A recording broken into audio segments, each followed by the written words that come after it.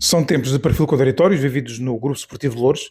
De um lado estão as nuvens negras, que carregam um inédito e elevado passivo e a descida da equipa principal ao Campeonato Distrital. Por outro lado surgem alguns raios de esperança com a possível construção do novo estádio. Pelo meio surgem dúvidas sobre a venda do clube a um grupo de investidores. Apenas quisemos ouvir alguns dos protagonistas, muitos outros cabriam. Não pretendemos retirar qualquer conclusão ou moral da história. Isso fica ao critério de cada um de vocês. Para um mais fácil entendimento e acompanhamento, dividimos este conteúdo em duas partes. Esta é a primeira. Miguel Aleixo será provavelmente o rosto mais conhecido e reconhecido para o bem e para o mal destas quase duas últimas décadas do Grupo Esportivo de Loures. Não é nem nunca procurou ser, pensamos nós, uma figura consensual. No entanto, esta conversa será certamente também a prova da capacidade, coragem acrescente para enfrentar todos os momentos, sejam eles mais ou menos favoráveis. Começo por agradecer a imediata e simpática disponibilidade e seria importante relembrarmos de forma resumida toda esta longa ligação ao clube e os vários momentos e níveis de protagonismo. Como e quando tudo começou, Miguel?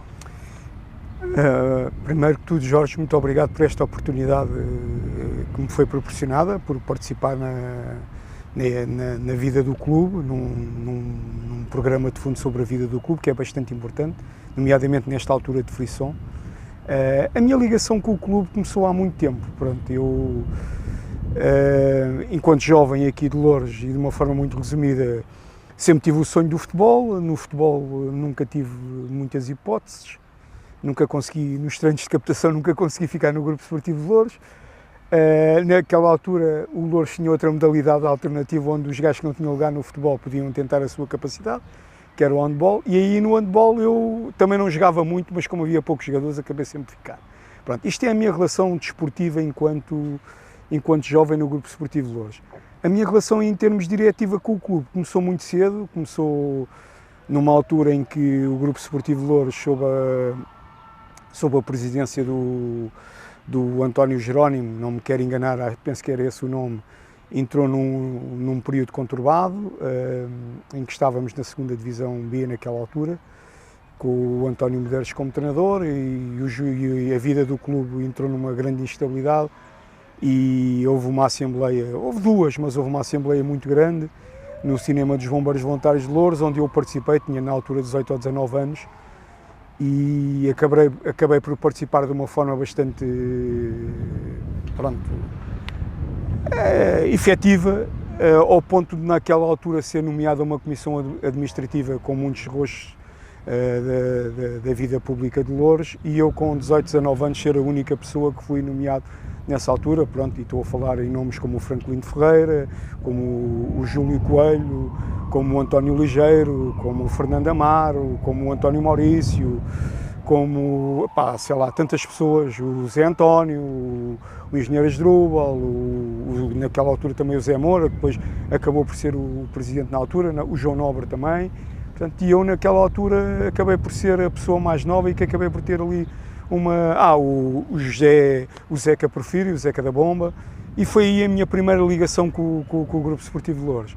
Depois a comissão administrativa transformou-se em direção, eu entrei como secretário da direção do José Alberto Moura, depois continuei como vice-presidente, depois houve uma altura afastei-me, tive alguns anos afastado, depois voltei numa altura em que novamente houve um movimento em Loures que entendeu que estava na altura do José Alberto Moura a sair da presidência do clube e que as forças vivas de Loures deviam tomar conta do clube, e nessa altura formámos uma lista com várias pessoas e acabámos por praticamente de uma forma sortear a presidência, mas também por naquela altura acabou por ser uma pessoa também de certa maneira consensual, até pela ligação naquela altura tinha à vida política.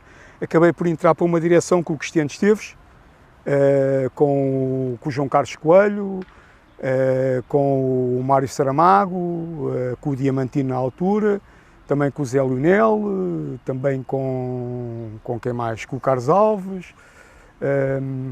Pronto, fizemos aqui Eu penso que me estou aqui a esquecer de um outro nome importante, mas essas pessoas perdoem-me que não é por mal, já foi há tanto tempo. Depois continuei, penso que mais o Cristiano perpetuou-se no poder também há algum tempo. Depois há uma altura histórica também na vida do clube, que é a primeira vez que existem dois candidatos à direção do Grupo Esportivo Louros, uma lista encabeçada pelo Cristiano Esteves, outra com o Zé Lucas, era esse nome que me estava aqui a faltar na minha grelha, e o Fernando Boto também. Existe uma lista encabeçada pelo Cristiano e outra pelo Zé Lucas, no movimento aqui histórico em Louros, nunca tinha havido tanta gente a votar, e acabamos por a direção dividiu-se ao meio, uns foram para o Zé Lucas, outros ficaram com o Cristiano. Não interessa quem ficou de um lado ou do outro, o que interessa é que quem ganhou foi o Cristiano na mesma, e ganhou com 13 votos de diferença. Portanto, foi um voto de 20 ao contrário, porque nós temos 4 tipos de votos, é um voto, uma pessoa de um ano vota um, depois 5, 10 e 20. Pronto, e nessa altura ganhou o Cristiano. Depois fiquei ali mais um tempo com o Cristiano e depois acabei por novamente, tal como fiz na altura do Zé Moura, me afastar. Depois, em 2012, 2013, aí sim, o Cristiano, na altura, era o presidente, na última fase do mandato, abdicou para o Eduardo Ferreira, para o Eduardo mais conhecido da Evitec, e eu, na altura, estava fora, mas estava com um grupo de pessoas que sentia que nós tínhamos uma palavra novamente a dizer no Louros. Tivemos uma conversa com o Eduardo, eu, na altura, disse ao Eduardo de uma forma muito clara que iria me candidatar a presidente do Louros e gostava que as coisas continuassem de uma forma tranquila, sem entrar em guerra com ninguém, e gostava que ele fosse meu vice-presidente. Pronto, na altura o Eduardo aceitou, foi meu vice-presidente, e em 2012, 2013 começa a minha vida mais... Sempre foi uma vida mais efetiva, mas uma vida com mais responsabilidade. E pronto, em 2012, 2013 nós entramos porque as épocas não se fazem muito bem de anos, como tu sabes. Sim, entramos aqui um bocadinho com a equipa numa fase na primeira distrital, numa fase de nem ia para cima nem ia para baixo, e então tivemos que tomar uma decisão de fundo, porque ia haver uma alteração nos quadros competitivos. E o que é que acontece? Quem subia, neste caso, de divisão, depois iria haver no final da época uma redução nos quadros competitivos e ia parar novamente ao distrital. Então o que é que nós fizemos?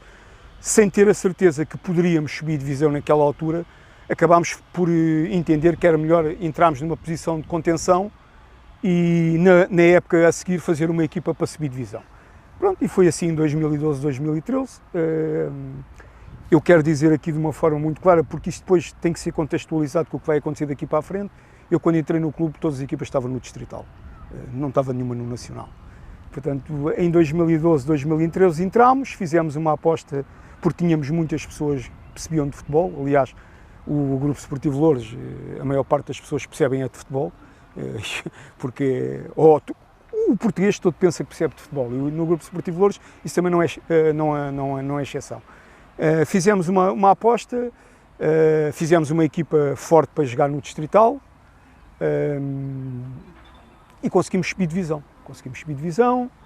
Conseguimos ganhar também a supertaça da AFL.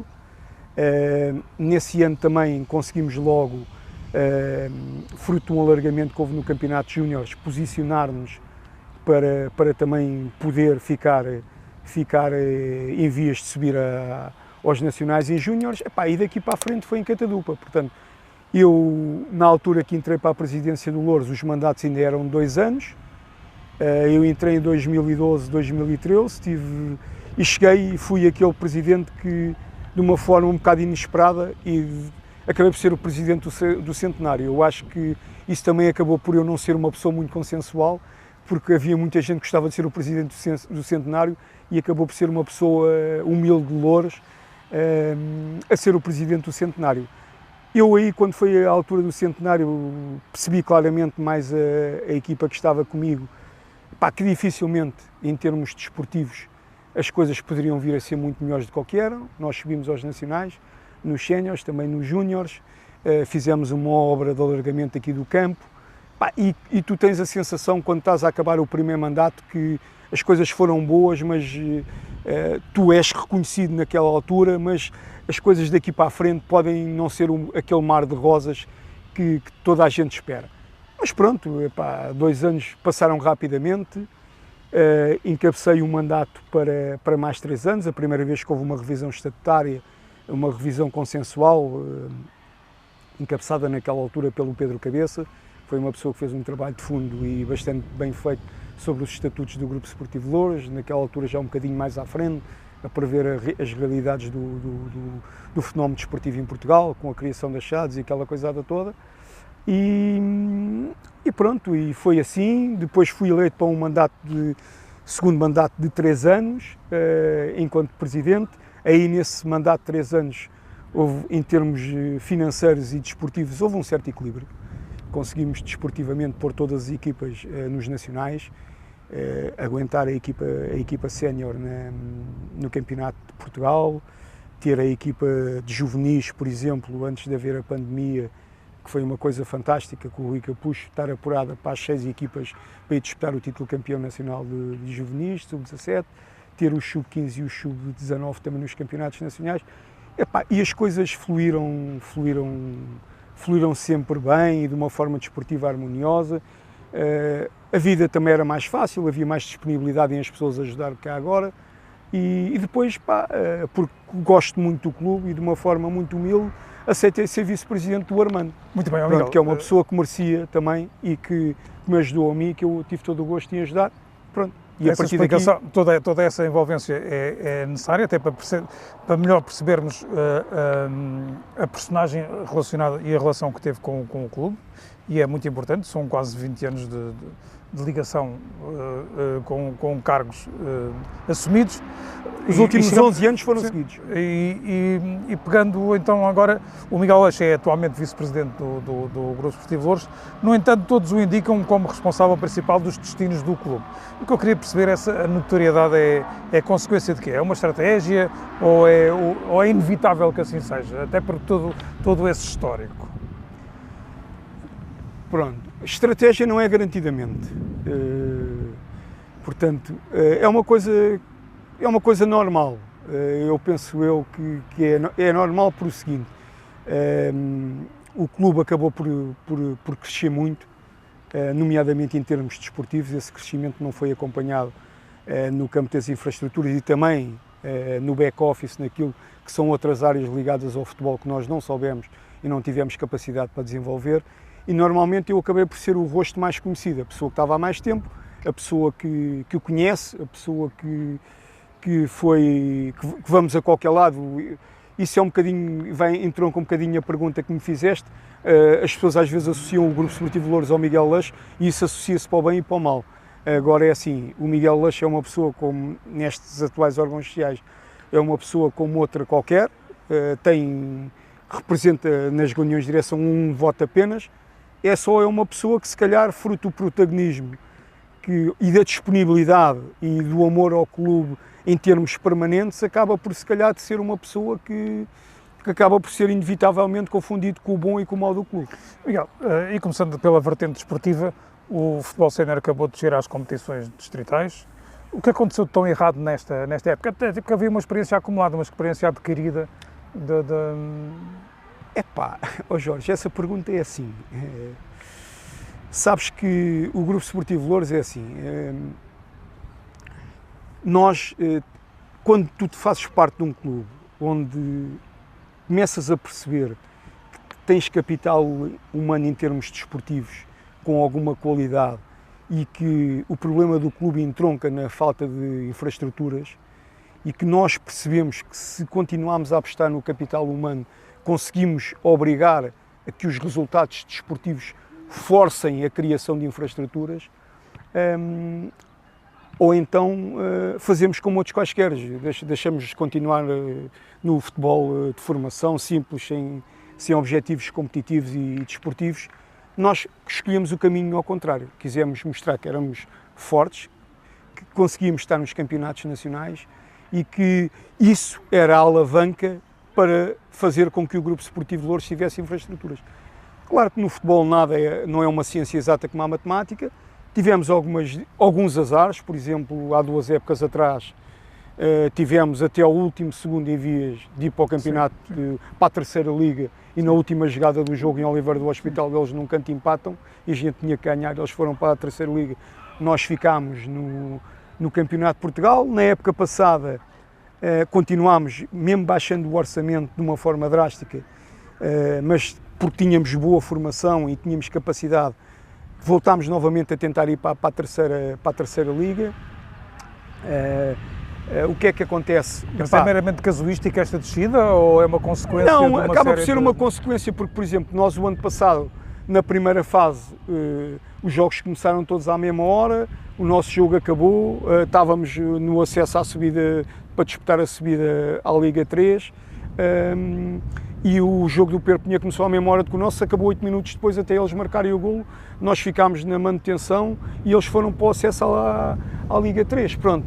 Este ano, fizemos uma coisa, porque cada vez as dificuldades financeiras, porque mesmo tu tendes capacidade desportiva, como nós tínhamos, a capacidade desportiva fruto da procura que os melhores jogadores vão tendo e do evoluir dos outros clubes aqui à volta, porque em Lisboa todos os clubes praticamente a este nível, onde nós estávamos no Campeonato de Portugal, treinam de manhã, e por exemplo este ano no Distrital, onde o Loures vai agora, as duas das principais equipas, que é o Oriental que vai à frente e o Sacavenense que vai e o Alverca B treinam de manhã, mesmo no Distrital, portanto nós tivemos que acompanhar e para teres alguma qualidade tens que fazer um esforço financeiro.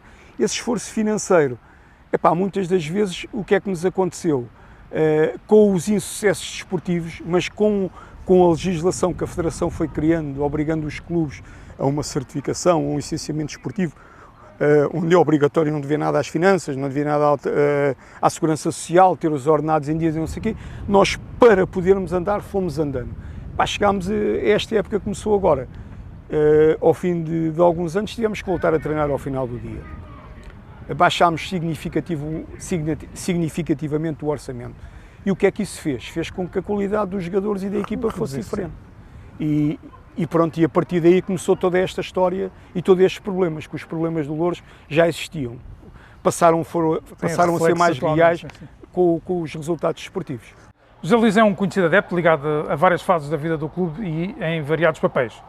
Fala-nos um pouco da tua história com o Grupo Esportivo Loures. A minha história começa desde muito cedo, porque vivi e nasci aqui perto do campo, que sempre acompanhei o clube desde tenra idade, e uma das minhas primeiras imagens, e ainda chegava à janela da cozinha, mais ou menos assim, não me lembro da idade, vou dizer o tamanho, mais ou menos assim, tinha de pôr em bicos dos pés, e como a minha mãe dizia, eram os homens no final do jogo a sair do campo do Sportivo. Isso foi a minha primeira ligação ao Grupo Esportivo Loures, eu ter idade a ver aquela massa gigante de pessoas a sair daqui. Com o avançar do tempo comecei a praticar handball federado no desportivo, fiz toda a formação de handball no clube, desde dos infantis até aos júniores. Fui um dos fundadores da claque mais representativa e ainda hoje lembrada na cidade e por alguns ex-jogadores do clube, que foram os Ultras Loures, em 2002. Não coube só a mim a fundação dessa claque, mas foi um dos. Também depois, passado uns anos, vim também desse espírito de colaboração com o clube que surgiu e que nós tentámos fundamentar com essa claque. Participei no centenário do Grupo Esportivo, muito me orgulha porque acho que eu e o João Daniel e o Tiago Serrote conseguimos realizar a iniciativa mais emblemática desse centenário, que foi os pendões pela cidade de Loures, todos os habitantes da cidade hoje ainda se recordam, e a presença do stand do Grupo Esportivo no Festival do Caracol. Mais recentemente colaborei com o Grupo Esportivo Loures na animação dos Jogos em Casa, como speaker e de modo individual.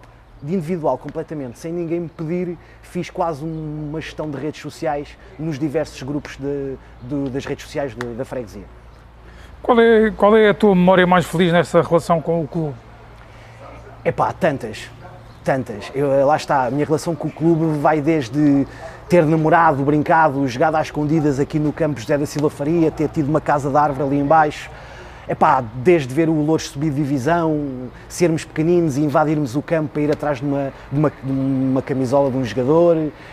O centenário, o ano do centenário foi provavelmente a subida de divisão, a subida aos campeonatos nacionais, viver o centenário de um clube, participar como speaker na animação dos jogos, trazer de volta a Marcha de Loures para o campo, para o José da Silva Faria, que acho que voltou a fazer escola na cidade, que volta-se a ouvir, seja no Carnaval, seja noutras iniciativas.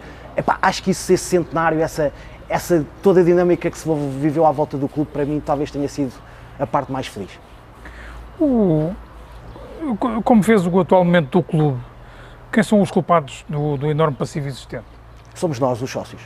Somos nós. Os maiores culpados da situação do clube somos nós, no qual eu me incluo, apesar de eu achar que, modestamente, que luto contra isso. Mas o maior culpado do estado em que o clube se encontra são os sócios, porque aliaram-se das decisões durante demasiados anos. Ou por comodismo, pelas mais diferentes razões, aliaram-se. Aliás, até os próprios elementos das diversas direções também têm culpa, porque uma pessoa não pode ser eleita e depois não exercer o cargo para o que é o eleito. É uma das grandes críticas que eu faço há muitos anos para cá, é essa. E faço a mim próprio, porque sou sócio do clube, e é o não aproximento de uma massa crítica construtiva, que procure o elevar e o engrandecer do clube. Não pode ser só vir aqui aos jogos antes do jogo começar, estar aqui a ver... Não, tem que se viver o clube todos os dias, perceber as dificuldades do clube e participar na vida ativa, social e política do clube. Só assim, todos podemos engrandecer o clube. Mas como classificarias o atual momento do clube? Difícil, mas não é impossível. Difícil. A descida de divisão aos distritais, para além de uma dolorosa consequência, era algo previsível. Tendo em conta o rumo seguido, era algo previsível no teu entendimento? Ao princípio da época, nós adeptos começámos logo a notar que a qualidade do plantel muito dificilmente nos poderia permitir continuar num campeonato nacional. Mas acreditámos sempre. E até ao fim acreditámos, e até ao fim apoiámos a equipa. Mas lá está, se houve alturas em que tivemos equipas bastante competitivas, lá está, todos nós nos lembramos, tivemos 2 anos seguintes, mesmo até ao último minuto, a lutar pelo acesso à Liga 3. E mesmo no último segundo, quase no último lance da partida, por 2 anos consecutivos, não chegámos lá. Este ano a equipa baixou um bocadinho de qualidade. Eu sempre acreditei, mas mesmo até ao fim, quando matematicamente quase... Enquanto houvesse possibilidade de matemática, eu acreditava. Eu nunca baixei a bandeira, até ao fim sempre acreditei. Agora estamos no distrital. Vamos acreditar que lá está o processo eleitoral que está em curso, e não me quero adiantar, obviamente poderás ter essa pergunta, mas eu vou-me adiantar.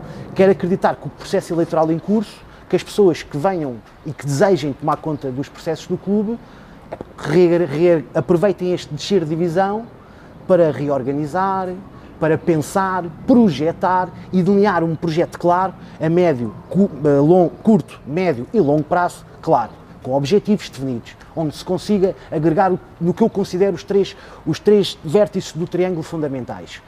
Sociedade civil, a população de Loures tem que voltar a vir ao clube, o clube tem que abrir os portões à cidade. Sociedade empresarial, os grandes empresários de Loures e do Conselho de Loures têm que voltar a olhar para o grupo esportivo como uma possibilidade de promoverem a sua marca. E a autarquia. A autarquia também é bastante importante num destes 3 vértices do triângulo. E no meio, lá está, o grupo esportivo de Loures. Qual a tua opinião sobre a criação da SAD e a venda de 90% do clube? É assim, muito honestamente, é o futebol moderno. Eu tenho que compreender que hoje estamos em 2023, já não é o futebol de há uns anos atrás. Por exemplo, antigamente os miúdos não pagavam para jogar a bola. Vinham treinar aqui, tinham qualidade, ficavam no Loures, não tinham qualidade para ficar no Loures, iam fazer treinos de computação a outro clube, sempre baixando o nível, normal, mas não se pagava para os miúdos praticarem futebol. Estamos em 2023, é o futebol moderno, é o futebol negócio.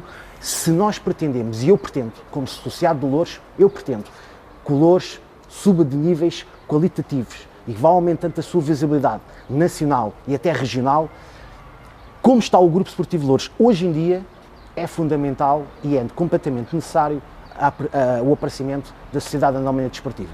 Há outros modelos, podia ser uma SCUT, podia ser uma SAD, e são outras discussões, mas a pergunta que foi feita foi a SAD. Neste momento, tem que ser.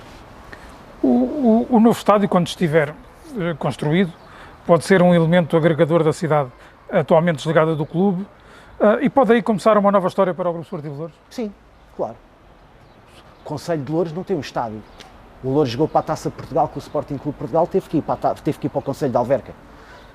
Quer-se fazer um grande evento desportivo, uma seleção, um concerto. Não é só para o Loures, o estádio é municipal. O Sacavenense pode jogar para a Taça de Portugal com um clube grande, pode perfeitamente querer obter mais receita e vem jogar aqui. É o estádio municipal. Obviamente vai servir o Conselho, vai servir o Grupo Esportivo Loures e vai dinamizar todo este projeto, vai dinamizar a nossa cidade, a grande cidade de Loures, que é composta por Loures, pelo Infantado e por esta área, por esta grande urbanização, como eu gosto de falar, esta grande cidade, vai dinamizar tudo. Vai dinamizar o comércio, vai dinamizar o clube. É fundamental para o crescimento do Grupo Esportivo Loures e, lá está, para o engrandecimento do Conselho e para o engrandecimento da nossa cidade, o aparecimento desse equipamento. De uma forma breve, como é que vês esta fase de transição? O Loures vai ter que largar este estádio onde nós estamos até 30 de junho, ainda não sabe quando é que tem o outro estádio construído, portanto vai ter que andar 1, 2, 3 épocas com a casa às costas. Como é que, enquanto sócio e enquanto normalmente presente nos jogos do clube, vês essa dificuldade a crescer? Vai ser difícil, lá está, a logística toda necessária, como é óbvio, tipo, são os escalões, os miúdos, os equipamentos, vai ser muito complicado.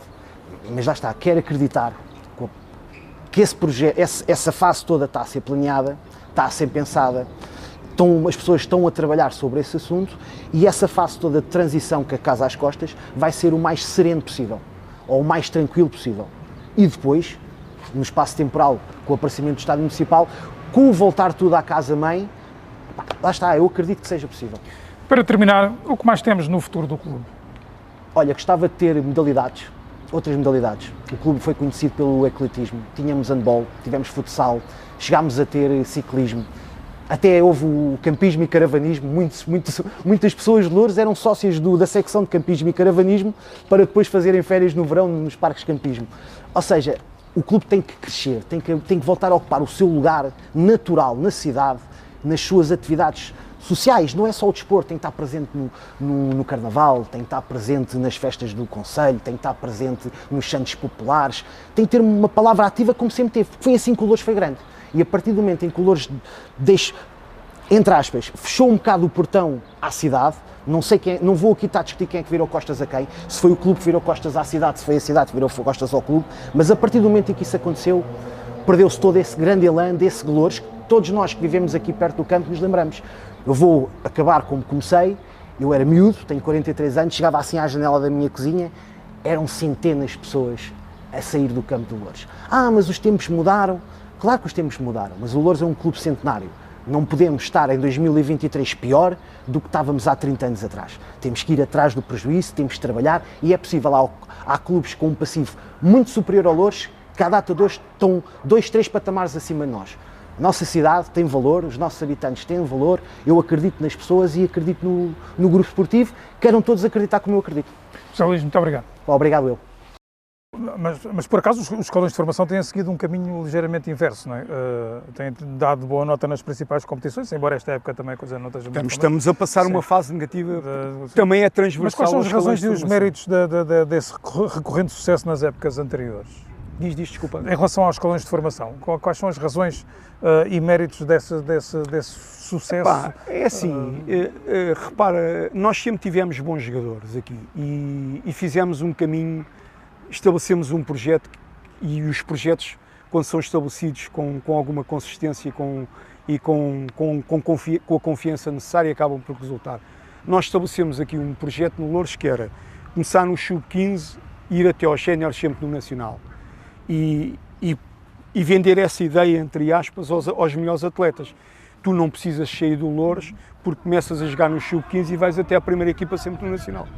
O que é que acontece? Nós fomos conseguindo fazer isso.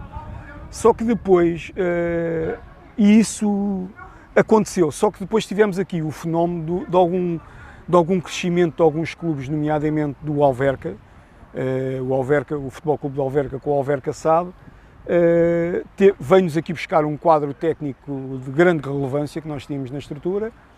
Esse quadro técnico foi-nos levando alguns jogadores em 2 ou 3 anos, e nós acabámos por ficar, para ir ficando cada vez piores, e pronto, e estamos com dificuldades, mas a ida desses atletas para o Alverca, por incrível que pareça, só para nós percebermos do que é que estamos a falar Estamos a falar de 2 jogadores que já assinaram contratos de formação com o Sporting, que foram entretanto transferidos para o Sporting, 2 que estão no Estoril, 1 que está no Portimonense, 3 que estão no Alverca como profissionais. Portanto, não estamos a falar de jogadores de formação quaisquer, estamos a falar de jogadores com qualidade.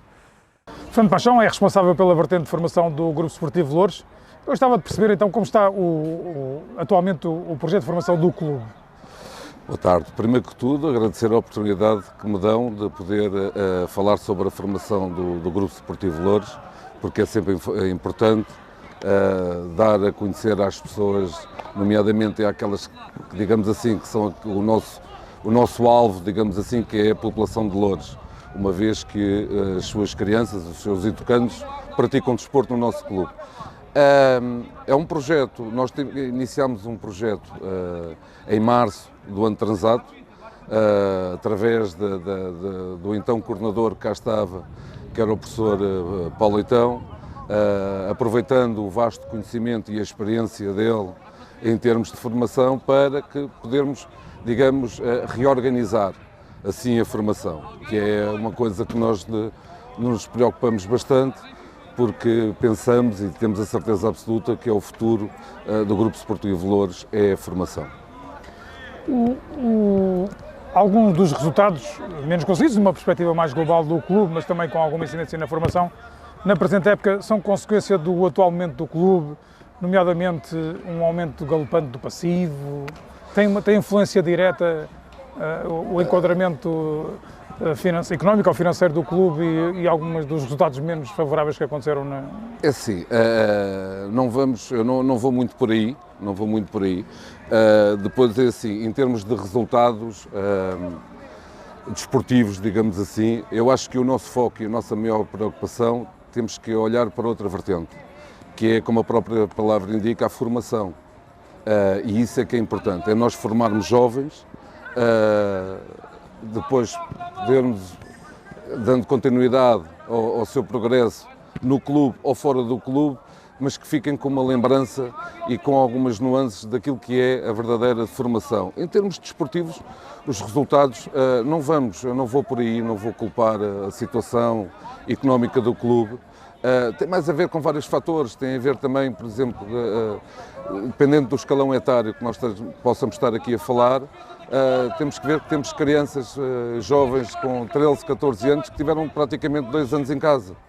E parecendo que não, isso afeta o rendimento, afeta até mesmo em termos psicológicos tudo aquilo que se possa vir a desenvolver enquanto atleta, não é? Depois há uma aposta que tem que ser mais forte da nossa parte, que não, e aí podemos apontar uma pecha do clube, nomeadamente no departamento de formação, que é a qualidade, temos que apostar bem, é na qualidade da própria formação e não na quantidade. Porquê? Porque hoje em dia a formação de diversos clubes, e o Loures não foge a esse assunto, que é, digamos assim, a rentabilidade. E quando nós misturamos rentabilidade com formação, dificilmente nós conseguimos ter um bom casamento. Por isso é que eu digo, eu acho que devemos de apostar, e o nosso foco tem que ser obrigatoriamente na formação dos quadros, na formação de técnicos, porque são eles depois é que conseguirão desenvolver o trabalho em prol da dita formação do clube e depois sim, com esta panóplia de situações, podemos pensar em obter resultados. Bem, em sequência do que me acabou de dizer, e com a provável construção do novo estádio, o Grupo Esportivo Loures terá que abandonar este velhinho campo a partir de 30 de junho. Preocupa-o esta fase de transição e a exigência de condições mínimas para a manutenção de um elevado nível de exigência na formação? Muito sinceramente não me preocupa. E não me preocupa porquê? Porque nós temos como parceiro a Câmara Municipal de Loures, que tem sido um parceiro ativo. E sabemos que estão a ser tomadas medidas para salvaguardar essa situação. Ou seja, eu desde já posso afirmar às pessoas que o Loures irá ter a formação em todos os escalões, conforme teve até aqui. A prática desportiva irá continuar-se a desenvolver e, como lhe digo, nós neste momento estamos a tratar de acautelar essa situação por modo a garantir, digamos assim, este futuro próximo até a nossa passagem então para o complexo desportivo. Os acordos existentes quanto à criação da futura SAD, que é outro tema em cima da mesa, prevêem a divisão dos escalões de formação entre o clube e a SAD, nomeadamente a SAD com os sub-17 e os sub-19. Isso pode complicar todo o processo formativo ou antes pelo contrário? Não, não vejo assim. Vejo, para já é assim. Este casamento só pode resultar se ambos convergirmos e se ambos caminharmos no mesmo sentido. Até à data é isso que tem estado a ser feito e é isso que tem estado a ser desenvolvido. Presentemente nós estamos a trabalhar já na próxima época juntamente com a SAD. Eu vejo vantagens, porquê? Porque a SAD cria aqui certos e determinados recursos que o clube neste momento não consegue alcançar e estou a falar concretamente no escalão sub-17 e sub-19. Por isso eu vejo como uma mais-valia. Eu vejo como uma mais-valia não só para o clube, mas também para a formação. Pensa que as devidas compensações ao clube pelo processo formativo, a quando a venda de atletas, estão devidamente salvaguardadas no presente acordo da criação da SAD? Estão. Nós temos que entender que a SAD é um negócio. Não é? Eu costumo dizer que assim, as pessoas não vieram para Louros porque são de Louros desde pequeninos. Pronto.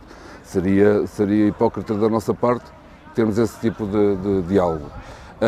Mas estão salvaguardados os direitos desportivos, ou seja, os direitos compensatórios da formação estão salvaguardados.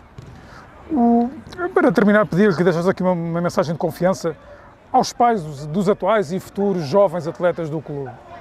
A mensagem que me apraz registrar neste momento e nesta situação de transição que nós vamos ter, é que acreditem nas pessoas que estão à frente do clube, nomeadamente, e porque estamos a falar da formação, acreditem nas pessoas da formação, acreditem que o processo se irá desenvolver, que nós estamos a fazer, em verdade, todos os esforços para combater as falhas existentes no clube, que são reais e são evidentes, e que nós estamos a tratar desse processo por modo a poder desenvolver a prática do desporto e a desenvolver enquanto indivíduos, porque eu acho que tem que ser essa a principal preocupação, os filhos dessas pessoas.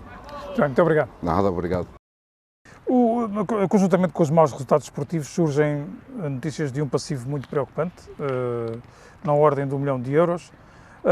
Tem sido vivido também um trajeto cheio de avanços, recuos e algumas ultrapassagens duvidosas no respeito a datas e a prazos no processo de aprovação das contas em falta por parte dos associados. Qual é a verdade dos números e a razão de tantas dificuldades na apresentação das contas? Eu começo pela parte mais simples, que é da apresentação das contas.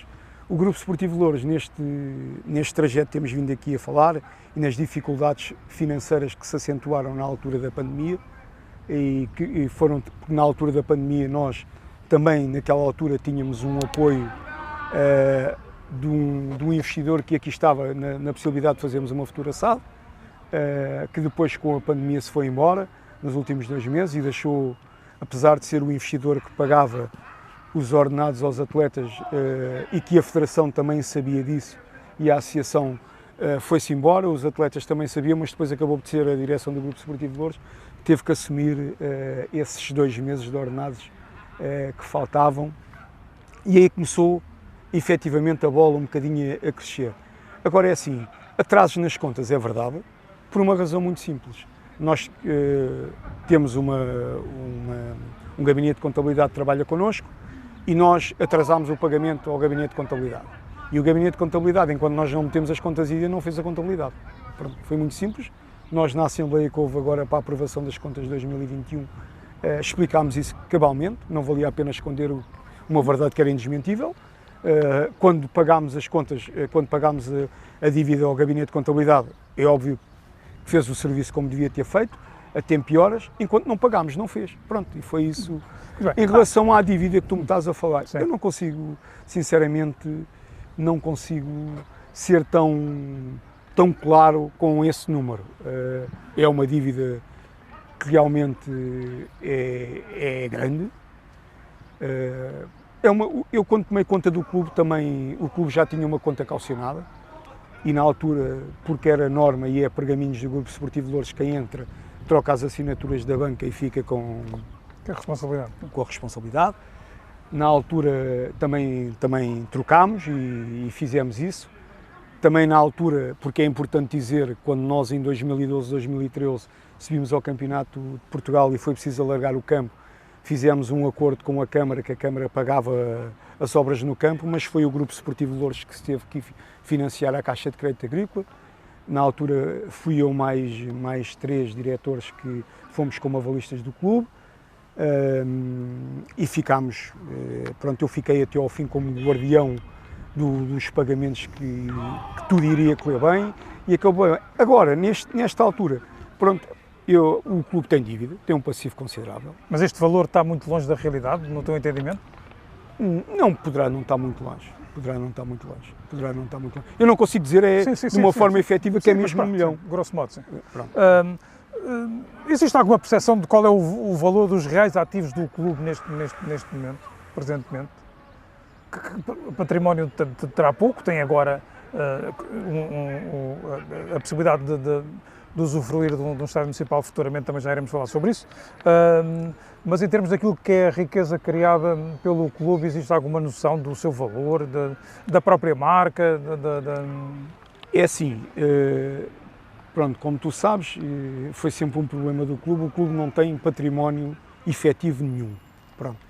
Neste momento o património e o valor da marca, acima de tudo, poderá estar associado aos talentos que possa ter ou não na formação e em questão à equipa sénior, à divisão onde esteja inserida. Neste momento o único património que o clube que se pode efetivamente agarrar é aos talentos que possa ter na formação. Mas esses também são como é que eu tenho de explicar?